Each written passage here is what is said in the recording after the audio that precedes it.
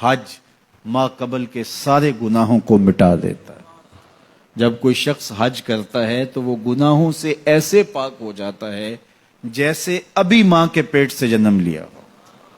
اللہ اس کے سارے گناہوں کو ختم کر دیتا ہے، سارے گناہوں کو معاف کر دیتا ہے۔ اور حاجی نہ صرف خود گناہوں سے پاک صاف اور ستھرا ہو جاتا ہے، وہ حج سے لے کے اپنے گھر میں داخل ہونے سے پہلے جس کے لیے دعا کرے اللہ وہ دعا بھی قبول فرماتا ہے، وہ مستجاب الدعوات ہوتا ہے۔ اس لیے جب کوئی حج کے لیے جا رہا ہو تو مستحب یہ ہے کہ جانے والا لوگوں کو مل کے جائے، رشتہ داروں کو، دوستوں کو، اگر اس کے پاس وقت ہے، فرصت ہے، حالات ایسے ہیں تو وہ جائے اور جا کے جتنے لوگوں کو ملا جا سکتا ہے، اگر کسی سے زیادتی کی ہے تو معافی تلافی کروا لے، ان کو مل کے جائے۔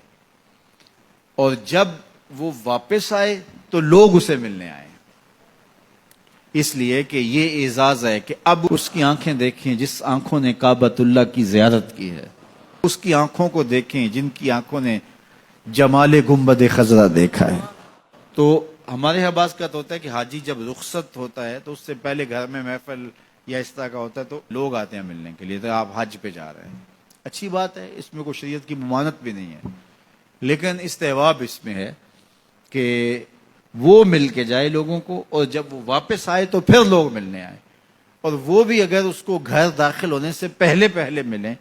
تو اس کی دعائیں اس وقت میں رد نہیں ہوتی، تو اس سے دعائیں لی جائیں۔ تو حج ایک ایسا فریضہ ہے جو زندگی میں ایک مرتبہ ادا کرنا واجب ہے، اس کے بعد آپ ہر سال ادا کر لیں، 5 سال بعد کر لیں، زندگی میں جب استطاعت مالیہ نصیب ہو، استطاعت بدنیہ نصیب ہو، حالات اجازت دیں تو آپ جب چاہیں کریں، لیکن ایک مرتبہ جو حج کیا جاتا ہے اس کو حجۃ الاسلام کہا جاتا ہے،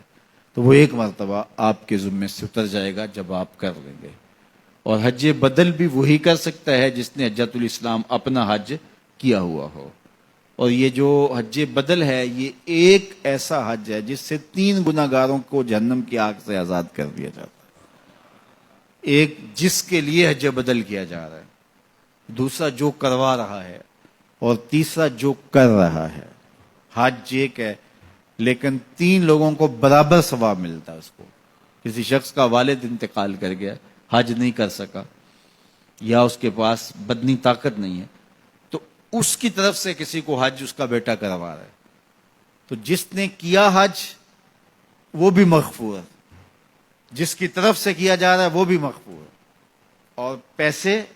جو خرچ کر رہا ہے اپنے باپ کے لیے، اپنی بوڑھی ماں کے لیے، وہ بھی مغفور ہے۔ تو ایک حج 3 گناہگاروں کی بخشش کا ضامن بن گیا، یہ حج بدل کی برکتیں۔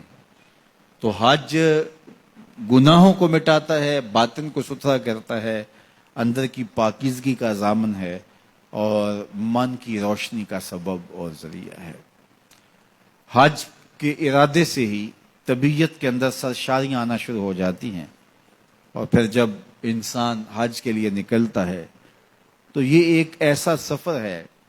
فرمایا گیا کہ حج عورتوں کا جہاد ہے، اور مردوں کے لیے بھی جہاد کا ایک حصہ ہے، اور چاہے جتنا ہی بڑا فاخرانہ لباس کیوں نہ کوئی شخص پہنتا ہو، شاہی جوڑے بھی کوئی زیب تن کرتا ہو، بادشاہ وقت بھی ہو، تو وہ بھی شاہی لباس اتار دے گا،